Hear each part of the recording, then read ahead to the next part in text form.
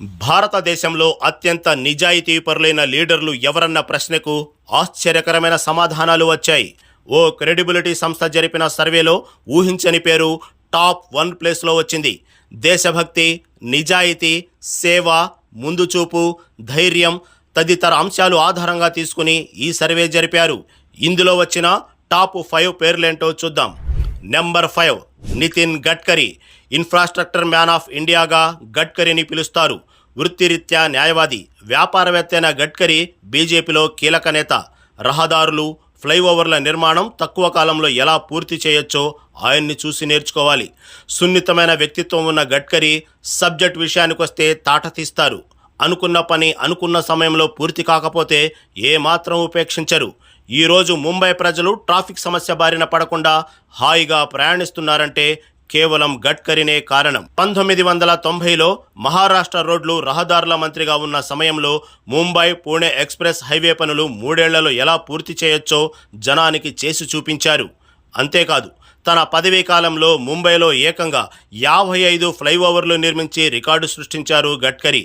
ఇక మోడీ ప్రభుత్వంలో జాతీయ రోడ్లు రవాణా శాఖ మంత్రిగా పనిచేస్తున్న ఆయన నేషనల్ హైవే నిర్మాణం, అభివృద్ధి పనులతో దూసుకెళ్తున్నారు. అంతెందుకు, ఏమాత్రం ఓటు బ్యాంకు లేని ఈశాన్య రాష్ట్రాల్లో బీజేపీ విజయం వెనుక కీలక పాత్ర పోషించింది కూడా గడ్కరీనే. ఎందుకంటే జాతీయ రహదారులతో ఈశాన్య రాష్ట్రాల రహదారులను ఏకం చేయడమే కాదు, ఆ రాష్ట్రాల్లో కూడా సరైన రీతిలో నేషనల్ హైవేల నిర్మాణం చేపట్టారు. నిజాయితీకి మారుపేరైన గడ్కరీ తాను చేసే పనిలో రాజకీయం ఎత్తుక్కోరు. అంతా జనహితమే ఆయన మతం. అందుకే ఆయన ఈ రేసులో నెంబర్ 5గా నిలిచారు. ఇక యోగి ఆదిత్యనాథ్. అరాచకాలకు అడ్డైన ఉత్తరప్రదేశ్ ఈరోజు అభివృద్ధి, పెట్టుబడులు, నిర్మాణాత్మక వ్యవహారాలు దూసుకెళ్తుంది అంటే అది కేవలం యోగి ఆదిత్యనాథ్ తీసుకుంటున్న నిర్ణయాలతో పాటు ఆయన అమలు చేస్తున్న పాలసీలే కారణం.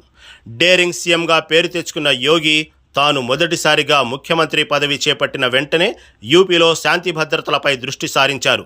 పరిశ్రమలు, పెట్టుబడులు రావాలంటే రాష్ట్రంలో అరాచక శక్తులు ఉండకూడదని బలంగా నమ్మిన యోగి నేరస్తుల పాలిట సింహస్వప్నంగా మారారు. మొదటిసారిగా సీఎం అయిన ఏడాదిలోనే దాదాపు 3,000 మంది మాఫియా, సుపారీ గ్యాంగ్, రౌడీ షీటర్లను ఎన్కౌంటర్ చేయించారు యోగి.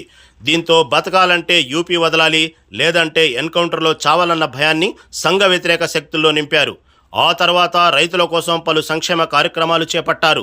పంట కొనుగోలు కేంద్రాలను ప్రతి మండలంలో ఏర్పాటు చేశారు. ఇక పెట్టుబడులు ఆకర్షించేందుకు జిల్లాలో పరిశ్రమ పేరుతో పరిశ్రమల అభివృద్ధి చేశారు. దీంతో యోగి ఆదిత్యనాథ్ పనితీరు దేశం మొత్తం ఆకర్షించింది. క్రౌడ్ పుల్లర్ నేతగా నిలిచిన యోగి